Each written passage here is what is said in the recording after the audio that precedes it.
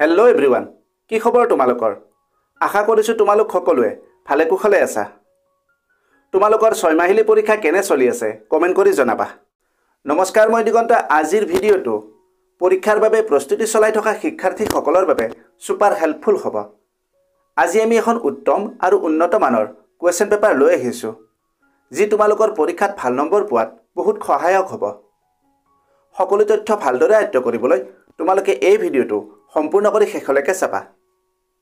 ভিডিঅ'টো যদি তথ্য সমৃদ্ধ হয় আৰু ইয়াৰ দ্বাৰা উপকৃত হ'লে লাইক আৰু শ্বেয়াৰ কৰিবা। চেনেলটো যদি ছাবস্ক্ৰাইব কৰা নাই, দৰকাৰী আৰু তথ্য সমৃদ্ধ ভিডিঅ'ৰ নটিফিকেশ্যন পাবলৈ চেনেলটো ছাবস্ক্ৰাইব কৰি লোৱা।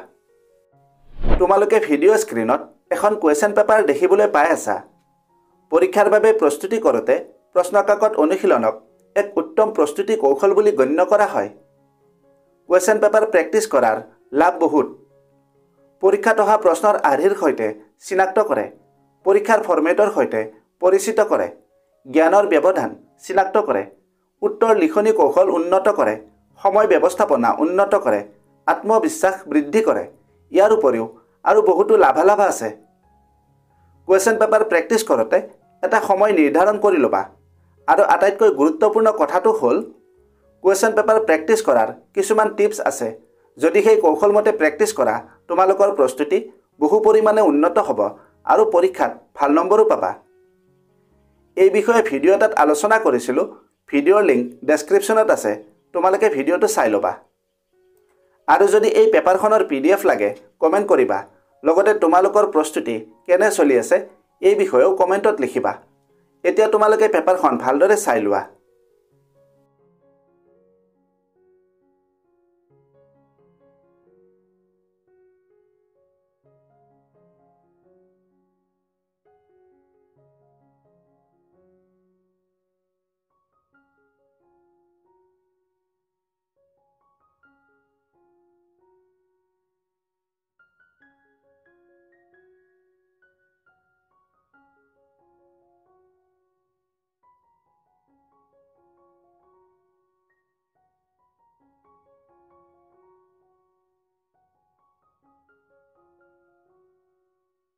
ভিডিঅ'টো যদি হেল্পফুল হৈছে তেন্তে বন্ধু বান্ধৱীৰ লগত এই ভিডিঅ'টো শ্বেয়াৰ কৰিবা আৰু লাইক কৰিবা। আজিলৈ ইমানতে এৰিলোঁ। অতি সোনকালে আন এটা আকৰ্ষণীয় বিষয়ৰ সৈতে পুনৰ লগ পাম। ধন্যবাদ। का शॉर्टकट मेहनत और डेडिकेशन, ये चैनल बनाए तेरा परफेक्ट फाउंडेशन। सब्सक्राइब करो, join this ride, let's grow together side by side।